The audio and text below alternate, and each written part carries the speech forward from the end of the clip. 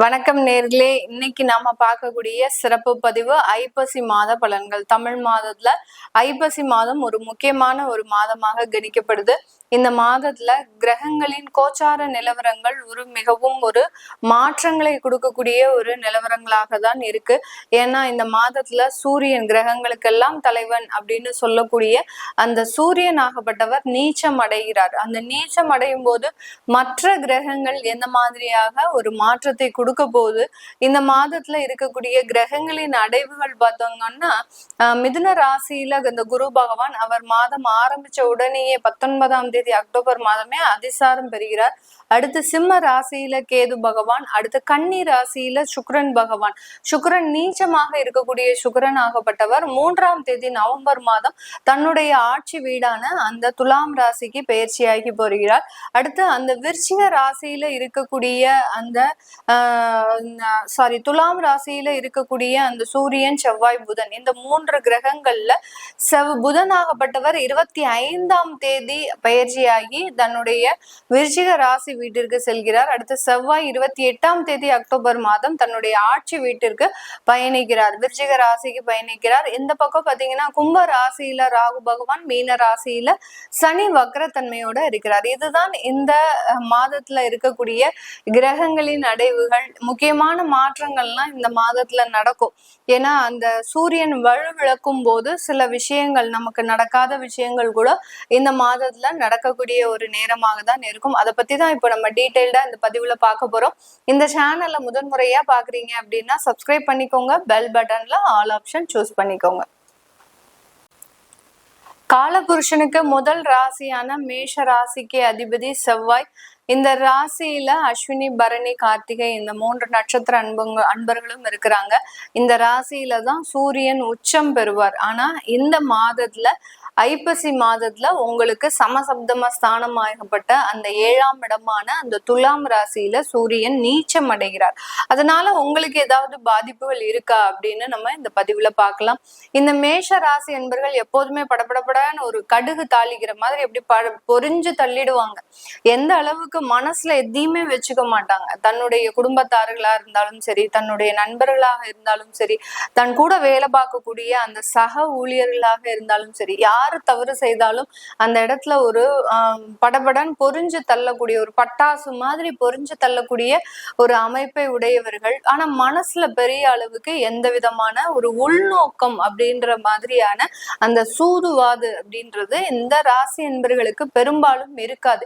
இவர்களினுடைய தசா புத்தி அப்படின்னு சொல்லக்கூடிய அந்த சனி தசை, அடுத்து பாத்தீங்கன்னா ராகு தசை, இந்த மாதிரியான காலகட்டங்கள் அந்த மாதிரியான குணங்களை ஏற்படுத்தக்கூடிய ஒரு காலகட்டங்களாக இருக்கும். அந்த தசா புத்தியே பாத்தீங்கன்னா ஜெனரல் கேரக்டர் அப்படியே மாத்திடும். ஏன்னா அதுல நிறைய ஒரு வேதனைகளையும் அதுல நிறைய ஒரு கஷ்டங்களையும் அனுபவிக்கும் போது நம்மளுடைய இயல்பு குணங்களை இழக்கக்கூடிய ஒரு தன்மையை அந்த தசாபுத்திகள் ஒவ்வொரு ராசி என்பவர்களுக்கும் கொடுக்கும். அதே மாதிரிதான் இந்த மேஷ ராசி என்பவர்களுக்கு பெரும்பாலான மேஷ ராசி என்பவர்கள் அந்த ராகு திசையில அவர்களினுடைய இயற்கை குணங்களே மாறக்கூடிய ஒரு தன்மையாக இருக்கும்.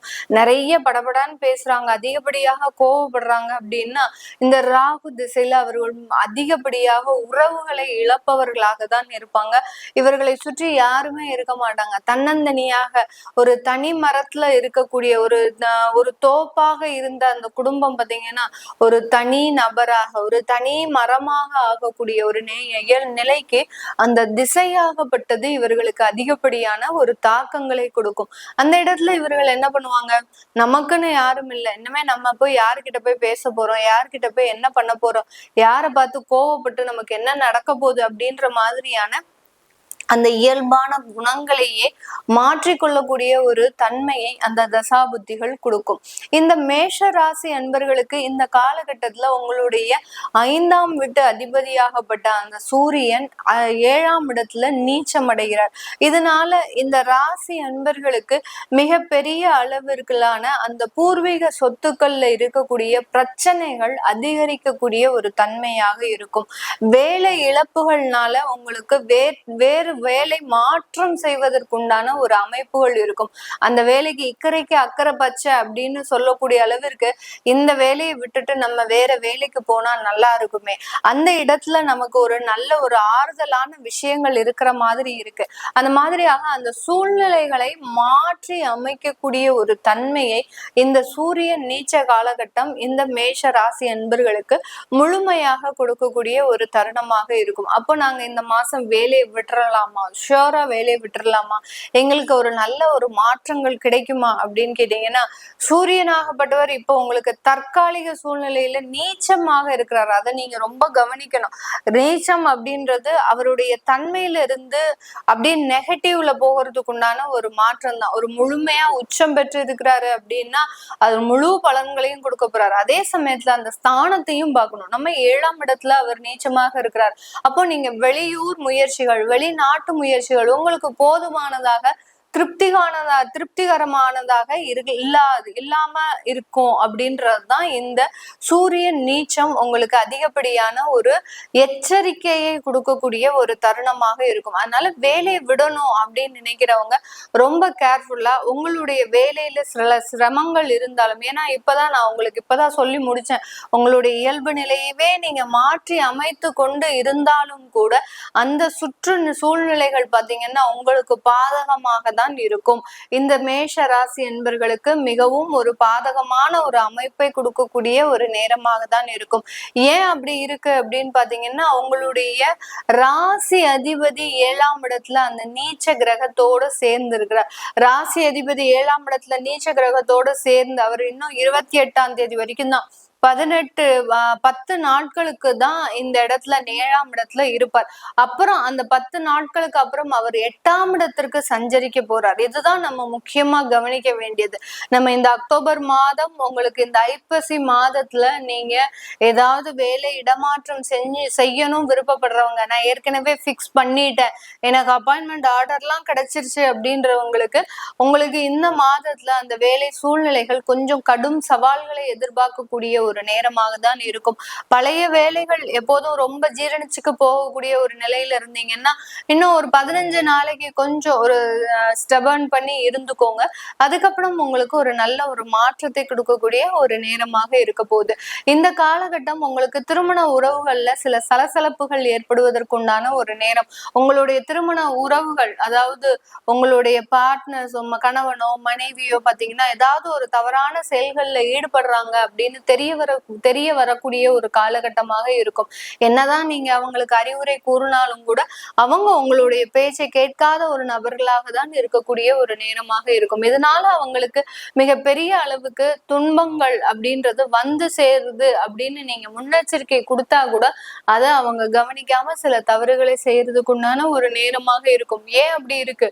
உங்களுடைய 7ஆம் வீட்டு அதிபதி 6ஆம் இடத்துல நீச்சமாக இருக்கிறதுனால அந்த கலத்திரஸ்தானக்காரகன் உங்களுடைய பேச்சை கேட்காமல் ஒரு தேவையில்லாத செயல்களில் ஈடுபடுவதற்குண்டான ஒரு நேரமாக இருக்கும். பார்ட்னர்ஷிப் தொழில பெரிய அளவுக்கு இந்த மாதத்துல உங்களால லாபத்தை ஈட்ட முடியாது. ஆஃப்டர் நவம்பர் 3க்கு மேல உங்களுக்கு அந்த பார்ட்னர்ஷிப்ல ஒரு நல்ல ஒரு லாபங்கள், நல்ல ஒரு பண வரவுகள், நல்ல தொழில் அமைப்புகள் இதெல்லாமே ஏற்படக்கூடிய ஒரு நேரமாக தான் இந்த மேஷ ராசி என்பர்களுக்கு இருக்கும். ஸ்டூடெண்ட்ஸா இருக்கிறவங்க இந்த காலகட்டம் அந்த காதல் சம்பந்தப்பட்ட விஷயங்கள்ல ஈடுபடக்கூடாது. ஈடுபட்டீங்கன்னா அது மிகப்பெரிய ஒரு அவமானத்தை கொடுக்கக்கூடிய ஒரு நேரமாக இருக்கும்.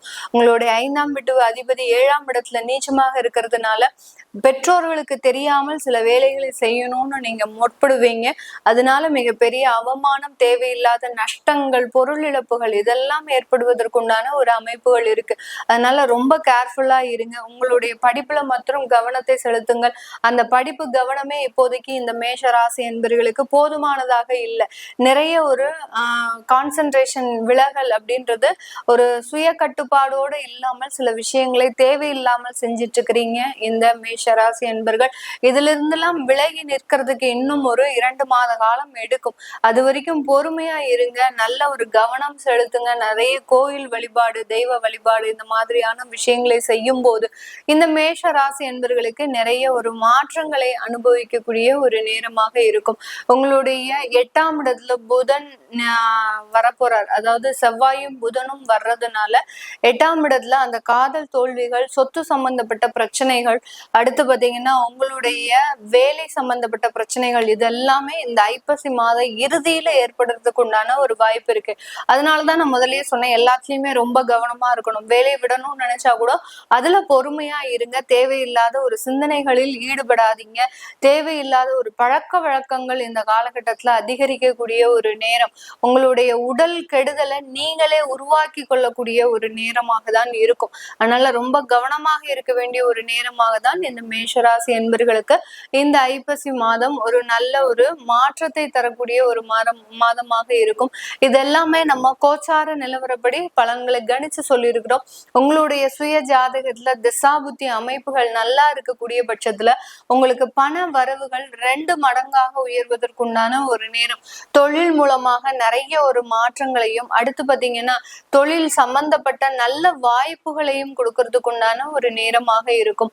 அதே இது கெடுதலான தசாபுத்திகள் இருக்கக்கூடிய இந்த நேரத்துல இந்த ஐப்பசி மாதம் இந்த மேஷ ராசி என்பர்களுக்கு வேலை இழப்புகள், வெளிநாட்டுல வேலை இழப்புகள், இது எல்லாத்தையுமே கொடுக்கறதுக்கு உண்டான ஒரு அமைப்பை கொடுக்கும். வெளிநாட்டுல பாத்தீங்கன்னா ஒரு 3 மாத கால அளவுக்கு காலக்கெடு நீங்க வாங்கியிருந்தா கூட இந்த மாதத்துல எங்களுக்கு வேலை கிடைக்குமா அப்படின்றவங்களுக்கு அதுல சின்ன டிசப்பாயின்மெண்ட் ஏற்படுறதுக்கு தான் அந்த கெடுதலான தசாபுத்தி உங்களுக்கு மாற்றத்தை கொடுக்கும். இது எல்லாமே உங்களுக்கு அந்த மாதிரியாக அந்த தசாபுத்திகளின் அடிப்படைகள் தான் மாறுது. அதை பார்க்கணும்னு நினைக்கிறவங்க கீழே இருக்கிற நம்பருக்கு வாட்ஸ்அப்ல அப்பாயின்மெண்ட் வாங்கிக்கிட்டு நீங்க என்கிட்ட கன்சல்ட் பண்ணிக்கலாம். உங்களுடைய குழந்தைகளுக்கு ஜாதகம் எழுதணும், நியூமராலஜி படி பெயர் வைக்கணும்னு நினைக்கிறவங்க கீழே இருக்கிற நம்பருக்கு வாட்ஸ்அப்ல மெசேஜ் அனுப்புங்க. உங்களுக்கு உண்டான பதில்கள் தெரிய வரும். உங்களிடமிருந்து விடைபெறுவது உங்கள் ஆஸ்ட்ரோ பூர்ணா. நன்றி, வணக்கம்.